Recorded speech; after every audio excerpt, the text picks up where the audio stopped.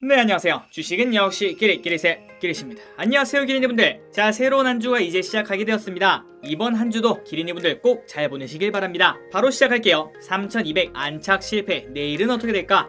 파이어족은 얼마나 필요할까? 이번 주 이 섹터 꼭 공부하자. 그리고 마지막으로 주식의 기린노트 10만 구독자 달성했다는 소식을 알려드리도록 하겠습니다. 그리고 제가 생각했을 때는 마지막 뉴스가 가장 의미 있지 않을까요? 어쨌든 같이 공부해보도록 하겠습니다. Let's get it! 자, 매일매일 주린이를 위한 시황정리 경제뉴스 10분 정리 2021년 4월 19일 월요일입니다. 오늘 장 정리 0.01% 상승으로 코스피가 마감된 걸 확인할 수 있고요. 그 반면 코스닥은 0.77%로 상승을 해서 크게 상승하고 마감이 되었다는 걸 알려드리도록 하겠습니다. 그렇기 때문에 우리의 계좌는 그렇게 나쁘지만은 않다라고 볼 수 있을 것 같습니다. 자, 등락 종목을 보시면은 코스피는 상승 종목이 더 많고요. 그 다음에 코스닥 같은 경우에는 상승과 하락이 비슷한 모습을 보여줬습니다. 그리고 오늘의 매동을 보시면은 외국인이 오랜만에 매도를 진행했고, 그 다음에 기관은 여전히 매도, 연기금은 300억 정도를 매도해서 눈치 보기를 하고 있는 걸 확인할 수 있습니다. 자, 그리고 환율은 이렇게 조금 찔끔 오르게 되었는데 이제 여기서 방향이 어떻게 될까? 여기서 올라갈까 내려갈까? 이제 그 부분에 따라서 외국인의 매수 양방이 갈리게 되겠죠. 최근 본 뉴스에 따르면 조금 더 하락할 수는 있으나 하지만 곧 반등의 기미가 보일 것이다 라고 예측을 하더라고요. 하지만 그냥 그것은 예측일 뿐이겠죠. 어쨌든 지속적으로 환율이 조금 더 떨어져서 외국인이 확 들어온 다음 삼성전자를 비롯한 대형주도 쭉 올려줬으면 좋겠습니다. 자, 그런데 이 삼성전자, 현대차 이 두 개가 가야지 이 코스피가 쭉쭉 뻗어나갈 텐데요. 하지만 이 두 개가 이렇게 힘이 없는 걸 확인할 수 있습니다.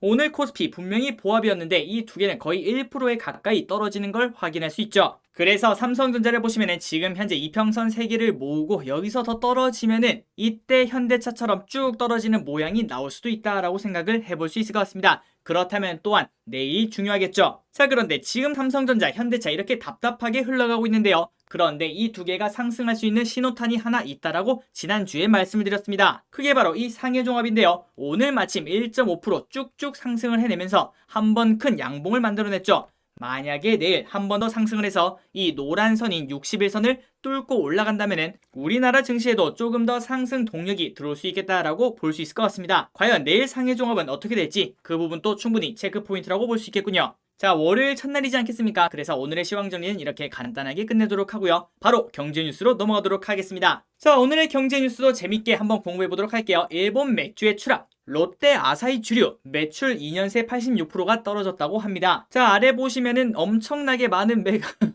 맛있겠네요. 네, 좀 사오고 싶은 기분이 듭니다. 나중에 경제적 자유가 생긴다면은 한 번쯤은 집을 이런 식으로 꾸며봐야겠습니다. 그때 기린이분들 당연히 초대할게요. 안주는 당연히 치킨입니다. 자, 내용을 보시면은 일본 아사히 맥주를 수입하는 롯데 아사히 주류의 지난해 매출이 일본 제품 불매운동 영향으로 70% 넘게 줄어든 것으로 나타났다. 한때 아사히가 차지했던 수입 맥주 1위 자리에는 이제 네덜란드 맥주 하이네켄이 올랐다고 합니다.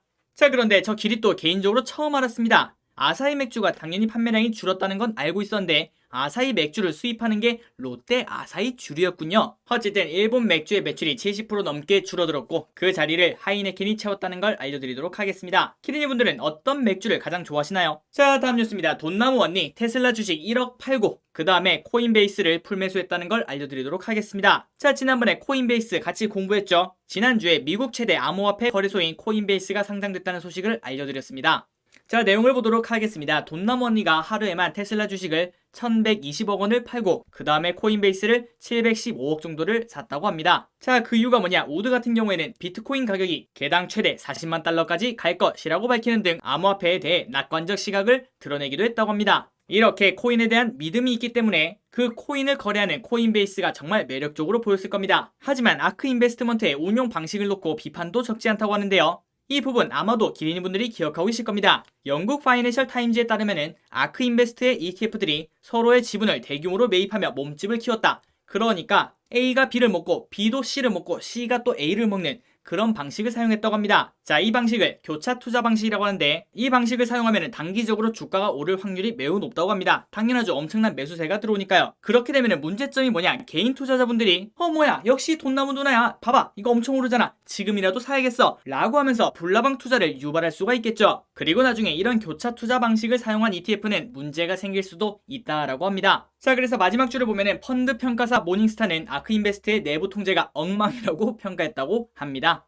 혹시 기린이분들 중에서 아크 인베스트먼트 ETF가 관심 있다면 한번 읽어보시면 좋을 것 같군요. 자, 그러니까 비트코인에 관련된 기사를 보도록 하겠습니다. 미국 재무부 돈 세탁 조사 루머가 나왔다고 하는데요. 그래서 비트코인이 14%나 폭락을 했다고 합니다. 자, 대표적인 가상화폐 비트코인이 미국 재무부의 돈 세탁 조사 루머에 휩싸이면서 주말 사이 대폭 하락했다. 그리고 그 하락이 어느 정도가 아니라 무려 14% 가까이 떨어졌다고 하는데요. 지난 14일 기록한 사상 최고치와 비교하면 사흘 만에 20%나 떨어졌다고 합니다. 이 정도가 주식시장에서 일어났다면 대곰탕, 아니 대공황이라고 불릴 수도 있겠죠. 자, 주요 가상화폐들이 주말밤 갑자기 급락한 것은 미 재무부가 금융기관들을 상대로 가상화폐를 이용한 돈 세탁을 조사할 계획이라는 미확인 루머가 트위터를 통해 번진 여파라고 합니다. 그러니까 이런 루머에도 10몇 %씩 떨어지는 게 과연 진정한 투자 자산이라고 볼 수 있을까요? 제가 생각했을 때는 아직까지는 안정성이 많이 부족하다라고 개인적으로 생각합니다. 자, 그래서 이게 진짠가라고 물어봤더니 익명의 소식통을 인용한 트윗 루머에 대해서 재무부는 언론의 확인 요청에 답하지 않고 있다고 합니다. 그러나 주요 가상화폐가 루머에 급락한 이번 사례는 여전히 가격 변동성이 극심하다는 사실을 보여준다고 CNN이 지적했다. 방금 전에 제가 말했던 부분이 그대로 나오고 있군요. 자, 그리고 최근 도지코인이라는 게 쭉쭉 오르고 있다는 것도 아마 알고 계실 거라고 생각합니다. 자, 도지코인이 뭐냐?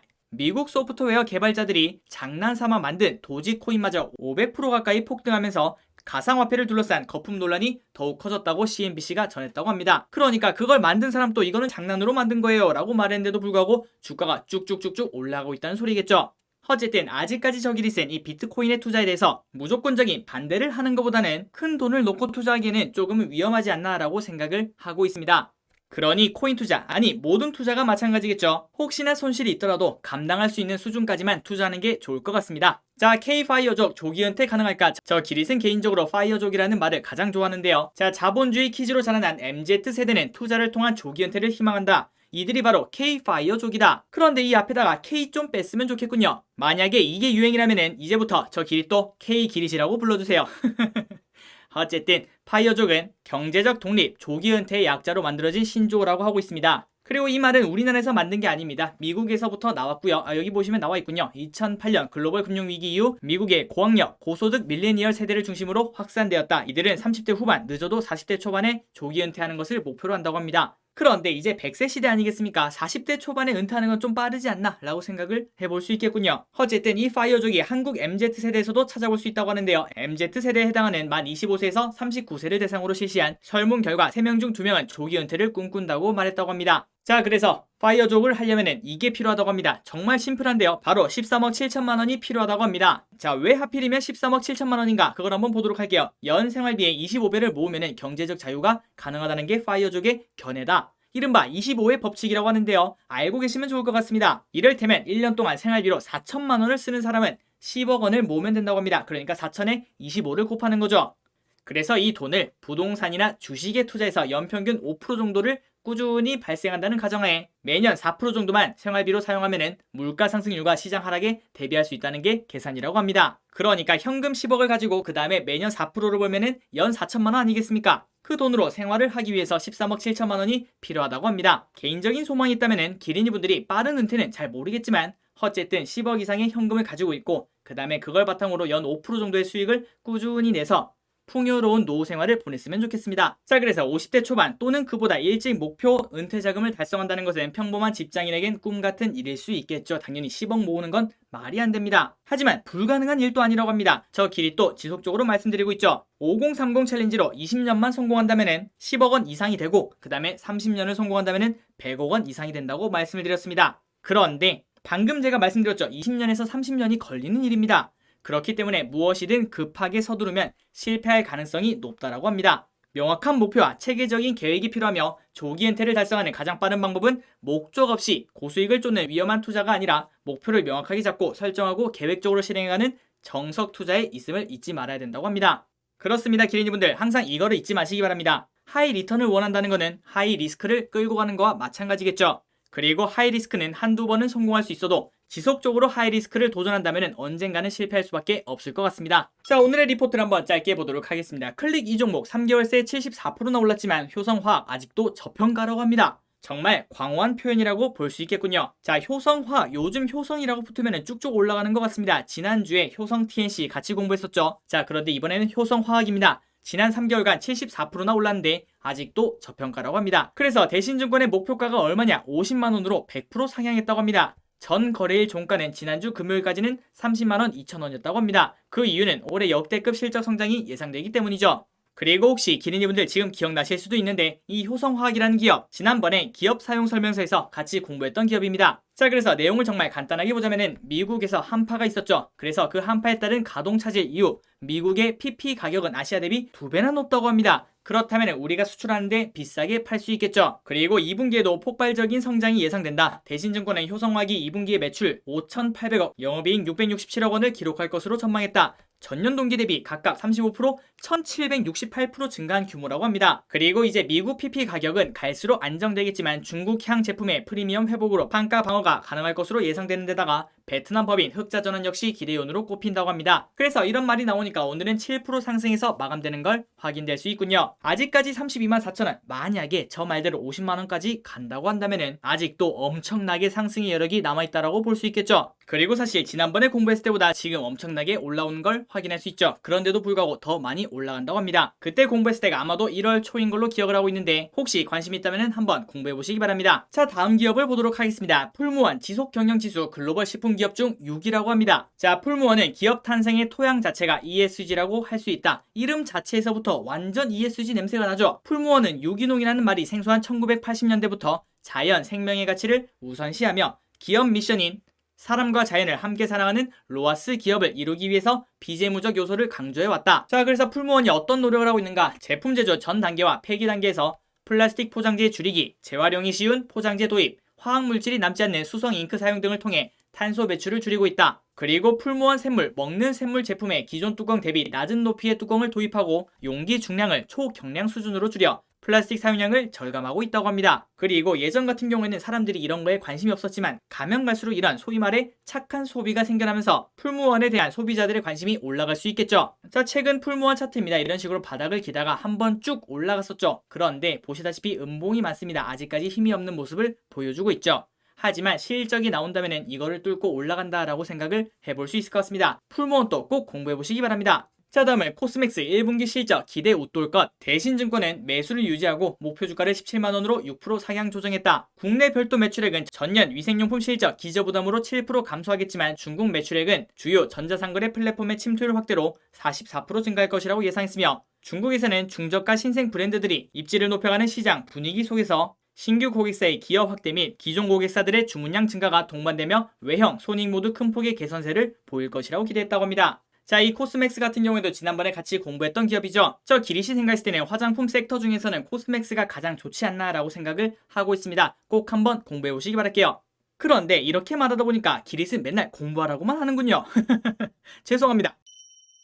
자, 그래서 코스맥스 차트 지금 현재 이렇게 한 번 더 쭉쭉쭉 뻗어나가는 모습을 보여주고 있고 아까 보시다시피 목표가 17만원 거기까지는 멀리 남아있는 걸 확인할 수 있죠. 많은 분들이 이렇게 말씀하시는 거 알고 있습니다. 목표가 그거는 사기야. 그거 어떻게 믿고 투자해? 그거만 믿고 투자한다면 우리나라에서 주식 못하는 사람이 어딨어? 그렇게 생각하실 수 있는 거 다 알고 있습니다. 그리고 저 길이 또 100% 믿는 것도 아니고요. 하지만 괴리율이 벌어진 거는 그만한 이유가 있고 그리고 그 리포트를 읽어볼 이유는 충분하고도 넘친다고 생각합니다. 자, 이번 주에 이게 있죠. 미국 기후 정상회의 태양광 2차전지 전기차 산업 관심이 올라가고 있다는 소식입니다. 자, 22일에서 23일까지 열리는 조 바이든 미국 대통령 주재 기후 정상회의를 계기로 온실가스 감축 산업에 대한 글로벌 지원책이 강화될 것이라는 전망이 나왔다. 수소, 2차전지, 전기차, 친환경 선박 등 관련 산업에 대한 관심이 확대될 것이라는 분석이라고 합니다. 자, 그래서 여기서 당연히 그냥 의미 없이 끝나진 않겠죠. 그래서 온실가스 감축 산업에 대한 글로벌 지원책이 강화되면서 관련 산업에 대한 관심이 증가할 예정이라고 합니다. 자, 그래서 풍력과 태양광 등 재생에너지 산업이 확대되며 안정적 전력 공급을 위한 소형 원전과 수소, 2차전지 산업 투자 증가를 예상한다며 전기차, 수소전기차, 친환경 선박 등 저탄소 에너지 활용 사회로 빠르게 변화, 관련 산업에 대한 관심이 증가할 전망이라고 말했다고 합니다. 자, 그래서 일단 대표적으로 CS윈드, 하나솔루션, 그리고 정말 많겠죠. 이제 거기에 관련된 기업들을 관심 있게 이번 주에는 꼭 봐야 되지 않나라고 생각을 해볼 수 있을 것 같습니다. 자, 현대차 아산공장 생산 중단 공시가 나왔는데요. 자, 현대자동차는 차량용 반도체 부품 수급에 차질이 생겨 아산공장의 자동차 제조 생산을 중단한다고 19일 공시했다. 그리고 생산 재개 예정일은 오는 21일이지만 내부 상황에 따라 변경될 수 있다고 밝혔다고 합니다. 그리고 차트는 아까 보시다시피 이런 식으로 현재 힘이 없는 걸 확인할 수 있죠.